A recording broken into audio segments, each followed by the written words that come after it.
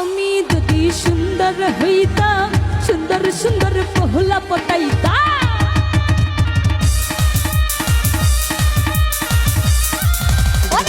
আমি যদি স্মার্ট হইতাম, সুন্দর সুন্দর পহলা পটাইতাম।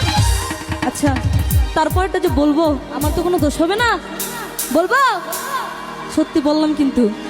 ফুচকা খাবো, ঘুরতে যাব, আইসক্রিম খাবো, সিনেমা দেখবো, তারপরে কি হবে? কিন্তু বিয়া করতাম না রে,